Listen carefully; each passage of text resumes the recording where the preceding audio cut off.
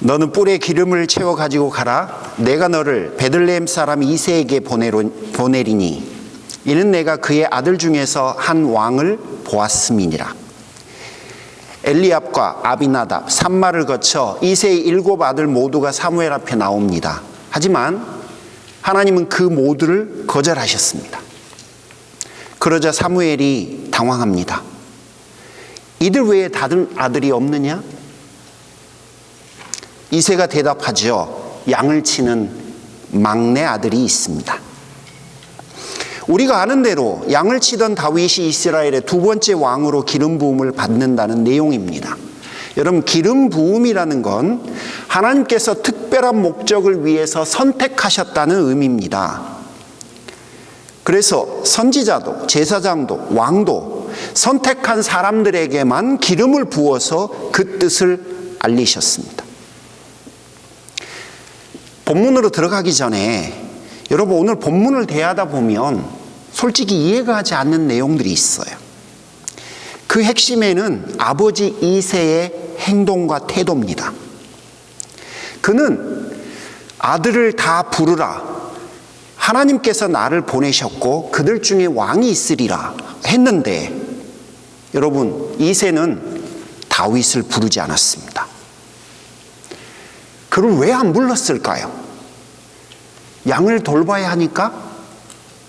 예, 그럴 수도 있겠죠. 먹고 사는 게 급하면 그럴 수도 있습니다. 그런데 여러분, 그 당시에 선지자 사무엘은요, 그의 출현만으로도 모든 사람들이 벌벌 떨었어요. 그가 하나님의 메시지를, 어떤 메시지를 보내느냐에 따라서 그들에겐 화가 있을 수도 있었고 복이 있을 수도 있었습니다. 그런 선지자 사무엘이 와서 하나님의 메시지가 너희에게 임했고 너희 아들 전부를 부르라 했는데도 이새는 다윗을 안 불렀어요. 왜 그랬을까요? 아마, 이건 저의 추측이에요. 아마 아버지 생각에 설마 했을 것 같아요. 설마. 형들이 7명이나 되는데 설마 막내에게까지 되겠어? 그랬던 것 같아요. 자, 그렇다면 여러분, 다윗이라고 하는 인물, 그는 목동이었고요. 그리고 그는 부모도 설마 하던 존재였습니다. 자, 그러면 그가 왕으로 기름 부음 받고 난 후는 달라졌을까요? 오늘 본문인데요. 그 본문을 제가 개역 개정판으로 좀 읽겠습니다. 지금 내 형들을 위하여 이 볶은곡식 한 에바와 이 떡 10 덩어리를 가지고 진영으로 속히 가서 내 형들에게 주고 이 치즈 10 덩어리를 가져다 그들의 천부장들에게 주고 내 형들의 안부를 살피고 증표를 가져오라. 여러분, 이새는 하나님에 의해서 왕으로 선택받은 다윗에게 지금 도시락 심부름을 시키고 있습니다.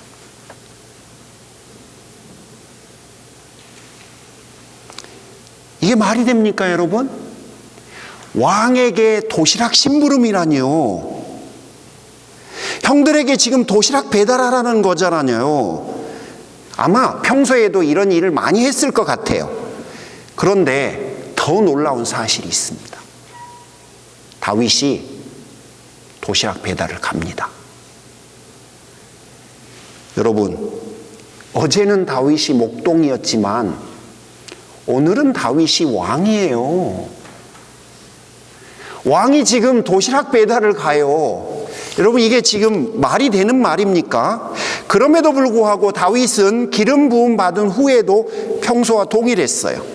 자랑하고 다니지도 않았고 목동 일을 그만두지도 않았고 다른 사람들을 시키지도 않았고 다른 사람들이 인정해 주지 않는다고 서운해하지도 않았습니다.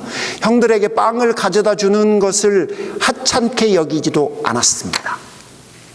그가 차기 왕으로 선택되었지만 아무 일도 일어나지 않았던 것처럼 그가 맡은 일, 해야 할 일을 그대로 했습니다. 평소처럼요. 여러분, 이 평소가 쌓여서 나중에 큰일을 벌입니다. 그의 그 평소가 쌓이고 쌓여서 나중에는 엄청난 일들을 만들어냅니다. 다윗은 아버지 말씀대로 심부름을 갔습니다. 17장 28절 오늘 읽지 않은 본문인데요. 큰형 엘리압이 보더니 난데없이 다윗에게 모든 사람들이 다 있는데 공개적으로 망신을 줍니다.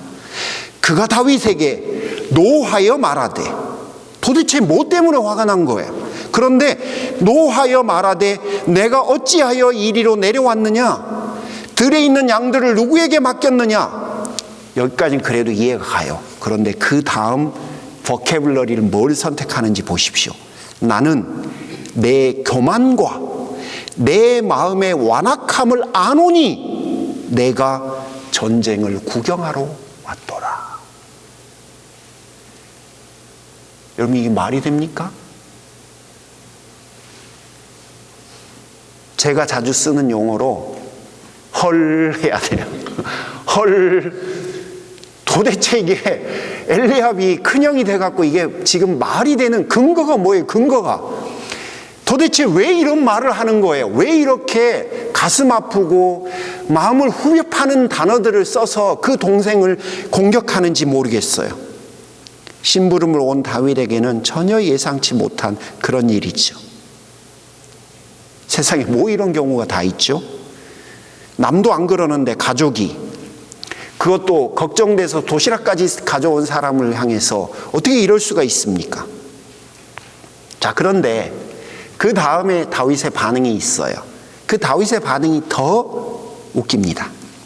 29절 30절에 나와 있는데 뭐라고 하냐면, 형, 이유가 다 있지요. 그리고 맙니다. 여러분, 이게 보통 사람들의 반응이 아니에요. 우리 같으면요, 이렇게 반응 안 해요. 제가 사용했던 엘리압이 썼던 단어 중에 하나만 누군가가 써서 우리에게 말을 하면요, 우리는 밤잠을 자지 못할 거예요. 자, 들어보세요. 네 교만과 너 마음의 완악함을 내가 아노니 너는 남이 죽고 살려고 하는 그 피 튀기고 살점이 오고 가는 그 전쟁을 구경하러 온 사람이야. 여러분, 이런 게 어디 있어요? 여러분, 이거는 사람도 아니잖아요. 그런데 그런 이야기를 지금 형이 한 거예요. 하지만 다윗은 형 왜 이유가 없겠어요? 라고 하는 한마디만 하고 엘리압을 지라쳐서 골리앗에게 갑니다. 형을 찾아가서 시시비비를 따지지도 않았고 나중에 그가 왕이 되고 나서도 엘리압을 불러놓고 그때 왜 그랬냐고 묻지도 않아요. 그런데 이때 그의 나이가 피 끓는 18살입니다. 70이 되고 80이 되면 이해가 가지만 18이라니까요. 18살의 다윗이 그렇게 행동을 한 거예요. 정말 나이에 어울리지 않는 행동이죠. 우리 같았으면 틀림없이 엘리압과 따지고 있을 거예요. 형, 일로 좀 와. 지금부터는 형이고 동생이고 뭐가 없어. 지금부터는 우리 이쯤 되면 막가자는 거지 하고 멱살을 잡든지 아니면 한번 해볼 거예요. 죽기 살기로. 까짓건 못 해볼 게 뭐 있어. 네가 먼저 했잖아. 내가 갖고 온 게 뭔 줄 알아? 바로 도시락이야, 도시락. 내가 이거 갖다 주려고 내 목숨까지 건 사람인데 이럴 수 있어? 아마 우리는 그러고 있었을 거예요. 여러분, 그래요, 안 그래요? 솔직히 우리 조금만 서운해도 그러잖아요. 그러나 다윗은 자신이 갈 길을 갑니다. 엘리압을 지나쳐서 골리앗 앞에 갑니다. 그리고 우리가 아는 대로 그는 돌멩이 하나를 가지고 골리앗을 물리칩니다.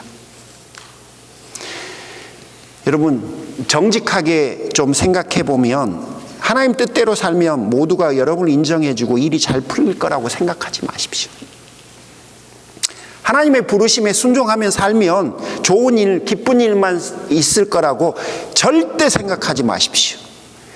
여러분 인생이 뒤죽박죽이 될 수 있습니다. 사람들에게 실망스러울 수도 있습니다. 낙심이 될 수도 있습니다. 섬겨야 할 의미를 잃어버릴 수도 있습니다. 교회를 안 오고 싶을 수도 있을 겁니다. 그때 오늘 본문을 떠올리시라는 거예요. 만약 다윗이 엘리압과 다투고 있었다면, 만약 그런 이슈들 때문에 내 인생과 내 신앙이 붙잡혀서 그것과 씨름하고 있었다면 그는 골리앗 앞에 서보지도 못했을 거예요.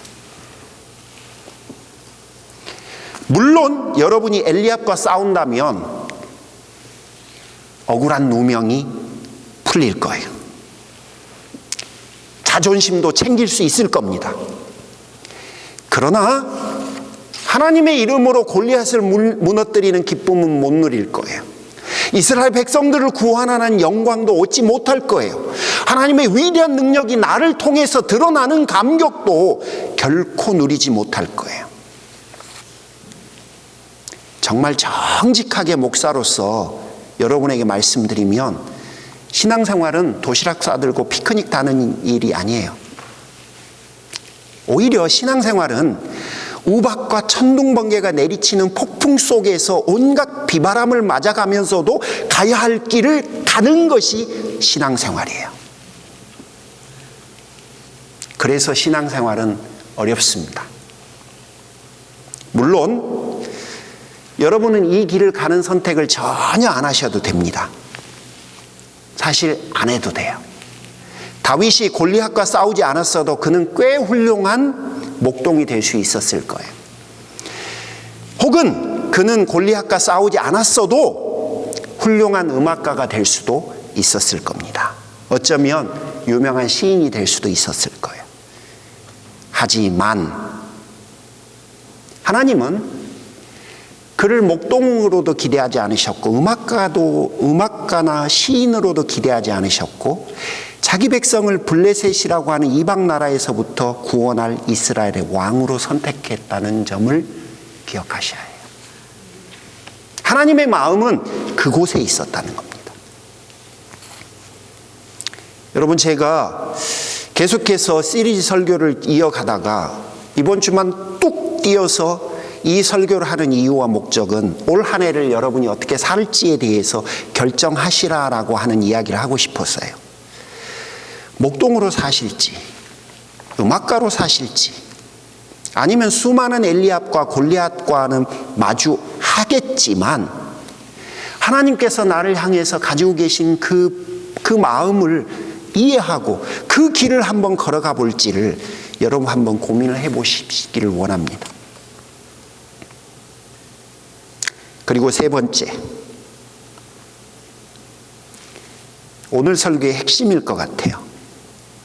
심부름을 가고 엘리압을 만나서 그 혹독한 과정을 거치고, 그리고 그는 골리앗을 만나는데, 그렇다면 여러분 역으로 한번 생각을 해보시죠. 지금까지 좀 지엽적으로 보셨다면 큰 틀을 한번 봐보시죠. 만약에 다윗이 심부름을 안 갔다면 그가 골리앗과 싸울 수 있었을까요? 못했을 거예요. 도시락 배달이라고 하는 그 하찮은 일 속에 하나님께서 골리앗을 무찌르고 이스라엘 백성들을 구원할 이스라엘의 두 번째 왕이 되는 놀라운 일을 숨겨두신 거라고 이해할 수 있죠. 그렇게 본다면 우리 눈에는 아버지가 도시락 배달 가라 할 때 정말 이거는 말도 안 되는 요구고 요청이지만, 그럼에도 불구하고 하나님은 그 도시락 배달 뒤에다가 블레셋으로부터 이스라엘 백성들을 구원할 왕으로서의 첫 번째 임무가 그 안에 숨겨져 있었다는 거예요. 물론 그거를 이새가 알고 도시락 배달을 시킨 건 아니에요. 절대 그런 건 아니에요. 그렇지만 그럼에도 불구하고 다윗은 내가 왕인데 어떻게 도시락 배달을 가요? 라고 하지 않고 평소처럼 그는 여전함으로 그렇게 하루하루 그 하루하루가 쌓여서 나중에 일을 냅니다. 꿈도 못 꿨어요. 그도 자기가 골리앗을 무찌르고 이스라엘 백성들을 블레셋에서부터 구원할 거라고 그도 꿈도 못 꿨어요. 아버지 이새도 몰랐고 본인도 몰랐어요. 그런데 그런 하루하루가 쌓여서 그는 진짜 왕이 됩니다. 여러분, 이제 여러분의 일상을 다윗과 유사한 시각으로 한번 바라보시죠. 사실 우리는 도시락 배달 같은 하찮은 일은 나에게 속하지 않는다고 생각해요. 그리고 그런 일들은 별로 중요하지도 않다고 생각해요. 그리고 엘리압 정도와 씨름한다면 그건 좀 이해가 가요. 그리고 우리는 그 씨름을 마음껏 그 안에 풍덩 빠져서 사실은 헤맬 겁니다. 어쩌면 그럴 수 있냐고 서운해할 겁니다. 그리고 어떻게든지 그 안에서 헤어나오려고 우리는 몸부림을 치기도 할 거예요. 그러나 대부분은 거기까지만이야. 거기까지만. 그런데 엘리압을 지나쳐야만 꼭 골리앗을 만날 수 있고요. 그 하찮아 보이는 도시락 심부름을 해야만 골리앗을 무찌를 수가 있습니다. 여러분, 이제 오늘 본문이 보이십니까? 그러면 여러분도 한번 그렇게 살아보시면 어떻습니까? 오늘 본문에 나와 있는 것처럼 사실 우리는 마지막 순간에 나타나서 이거 한번 돌려갖고 골리앗을 무찌르는 그런 사람이 아니라 사실 우리는 정말 하찮지만 도시락 배달하는 심부름꾼입니다. 우리는 원래 하나님의 심부름을 하는 사람들이에요. 내가 주인이 아니라 그분이 주인이고 그분이 나에게 심부름 시키면 나는 그 심부름을 기쁨과 감사와 행복으로 화답하는 그런 사람들이에요. 그런데 원래 우리가 심부름하는 사람들인데 도시락 배달하는 사람들인데 하나님이 나를 통해서 가끔은 골리앗을 무찌릅니다. 그리고 그 모든 칭찬과 영광을 그분이 받으셔야 되는데 나에게 주시기도 합니다. 이게 원래 신앙생활이에요. 그러니 신앙생활에 큰 변화나 스펙타클한 그런 이슈가 사실은 거의 없는 게 정상이에요. 다시 말씀드려요. 우리는 심부름하는 사람들이에요. 주인이 아니에요. 주인은 그분밖에 안 계세요. 로마서 16장을 읽다 보니까 22절에 이런 이야기가 나오더라고요. 더디오라고 하는 사람이 나오는데 이 사람이 어떤 사람이냐면 로마서를 대필한 사람이에요. 대필. 바울이 불러주면 더디오가 받아 쓴 거예요. 그런데 여러분, 더디오 입장에서 한번 생각해 보십시오. 그 일이 쉬운 일이 아니었을 거예요. 어떻게 남이 불러주는 것을 받아 쓰는 게 쉬운 거겠어요. 하지만 로마서처럼 어려운 글을 실수 없이 도와야 하는 일이에요. 실수가 있으면 안 되는 거죠. 그럼에도 불구하고 여러분, 그렇게 아무리 애써봐야 정작 자신의 수고는 드러나지 않음을 감수해야 하는 자리가 대필이에요. 여러분이나 저나 하나님께 심부름 열심히 해야 됩니다. 서로를 위해서 겸손히 대필을 하는 사람이 돼야 되는 거죠. 제가 가지고 있는 꿈이 있는데요. 저는 그냥 디딤돌이에요. 디딤돌. 그러니까 여러분들이 제 등 밟고 한 걸음만 더 주께 가까이 가면 그게 저에게는 영광이에요. 그런데 요즘은 제 등을 밟고 지나가려고 하지를 않아요. 다들 무관심합니다. 어떻게 목사님 등을 밟고 가냐고 그렇게 겸손하신 말씀들을 해요. 그게 못하겠다는 거예요? 안 하겠다는 거예요? 그런데 여러분, 그게 우리가 해야 될 일인 거예요. 여러분도 전부 다 각자가 사실은 디딤돌이신 거예요. 그분이 누구든지 우리가 엎어져서 내 등을 밟고 가기를 원하는 그럴 만한 사람들이 있다면 우리 모두는 다 엎드려서 등을 내어줘야 하는 그런 사람들이에요. 여러분, 우리가 추구하는 고상함과는 안 맞죠. 그래도 우리는 그래야 해요. 열심히 한번 심부름 해봤으면 좋겠습니다. 오늘 두 번째 본문 마가복음 14장은 이렇게 제가 정리를 좀 하고 싶은데요. 허비하는 삶과 예비하는 삶의 차이를 좀 보여줍니다. 3절을 보면 한 여인이 예수님에게 와서 자신의 결혼식을 위해서 평생 동안을 모은 향유를 깨서 예수님에게 부어드리는 모습이 나와요. 4절과 5절에 보면 어떤 이는 향유를 허비했다고 화를 내면서 그 여인을 꾸중합니다. 300데나리온의 가치가 있다고 그러는데 이거는 한 사람의 1년치 연봉입니다. 어떤 분에게는 10만 불, 어떤 분에게 20만 불, 어떤 분은 100만 불이 될 수 있는 돈이죠. 정직하게 표현하면 정말 큰 돈입니다. 그곳으로 다른 사람들을 돕는다면 더 귀하고 소중하게 사용될 수 있었다는 주장인데 매우 합리적이에요. 그러나 주님은 다르게 말씀하십니다. 6절을 보면 그녀는 좋은 일을 했다. 왜? 8절에 나의 죽음을 미리 예비했기 때문이다. 똑같은 사건이 어떤 사람의 시선에는 허비하는 일이 되고 다른 사람의 시선에는 예비하고 준비하는 일이 됩니다. 여러분, 심부름 잘해보고 싶지 않으십니까? 이 여인처럼 예비하고 준비하는 그런 삶을 살고 싶지 않으십니까? 그러면 마가복음 14장의 여인처럼 헌신이 필요해요. 자신의 결혼식을 위해서 평생을 모은 향유를 부은 거예요. 여러분, 피크닉 가려고 모은 게 아니라요. 휴가 가려고 모은 게 아니라요. 자기의 평생의 반려자가 될 그 남편 한 명을 위해서 그 결혼식에 쓰려고 평생 모은 게 바로 향유예요. 그런데 그거를 드린 겁니다. 로마 황제에게 있어서 가장 중요한 덕목은 공동체에 대한 헌신이에요. 물론 폭군은 아니지만 로마 황제들은 귀족들이 아니라 평민들을 위한 정책을 가장 중요하게 여겼습니다. 로마는 상수도가 아주 잘 되어 있었는데요. 그럼에도 불구하고 가뭄이 들잖아요. 물이 귀해지면 여러분, 누구 집에 들어가는 상수도 먼저 끊었는지 아세요? 귀족들의 집에 들어가는 상수도 먼저 끊습니다. 평민들의 집에 들어가는 상수도는 안 끊어요. 남태평양 섬들에 빅맨이라고 하는 지도자가 있는데 혹시 여러분 들어보신 적 있으신지요? 이분들은 지도자예요. 말 그대로 모두가 다 그를 정말로 존경하고 그를 지도자로 인정한대요. 이 빅맨들이 가지고 있는 특징이 뭔지 아십니까? 자기가 가지고 있는 걸요, 혹은 마을 공동체가 가지고 있는 걸요, 필요한 사람들에게 가져다 주는 겁니다.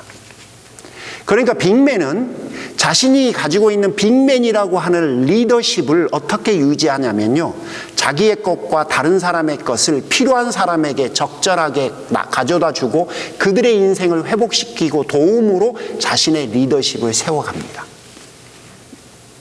물론 성경의 가치도 동일합니다. 내 것을 들여서 누군가를 섬기고 누군가를 세우고 인정하죠. 만약에 우리가 이 원리를 벗어난다면 올 한 해 우리가 사는 건 또 허탕이 될 겁니다. 내 것을 움켜쥐고만 있는다면, 나에게 헌신이 사라져버린다면 분명히 우리는 또 그분 앞에 허탕을 산 한 해로 기록되고 말 거예요. 여러분, 심부름 한번 열심히 해보시면 어떨까요?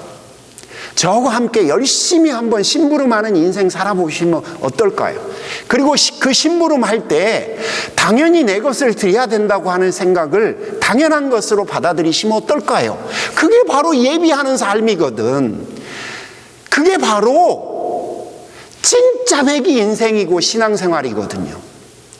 안 살아보셨어요? 살아보시면 알아요. 살아보셨어요? 아시잖아요. 그러면 또 해보자고요. 여러분, 불평과 비난으로 공동체를 해치기보다는 헌신으로 예비하고 준비하는 삶을 사는 게 진짜 멋지지 않겠어요? 아무리 생각해도 저는 그게 정답일 것 같은데 여러분 생각은 어떠십니까? 목사님, 저는 가진 게 없어갖고, 목사님, 저는 뭐 남들보다 나은 게 없어갖고, 목사님, 저는, 하나님, 저는, 그러면요, 여러분을 그렇게 만들고 세우고 주신 그 하나님을 모독하고 모욕하는 거예요. 그분이 진짜 내 인생의 주인이라고 이해한다면, 그분은 줬는데 나는 못 받았다고 생각하는 거예요. 여러분, 세상에 그런 법이 어디 있어요? 자, 오늘 말씀을 정리하고 싶습니다. 우리는요, 원래 심부름하는 사람들이에요. 인생의 주인이 우리가 아니에요. 우리는 원래 심부름해요. 그래서 심부름 잘해야 돼요. 자극고 하찮은 것 뒤에 하나님이 숨겨놓은 놀라운 비밀들이 때로는 있을 수 있다니까요. 물론 우리가 그걸 기대하고 작고 하찮은 일에 최선을 다하지는 않아요. 그럼에도 불구하고 우리는 그렇게 살자는 거예요.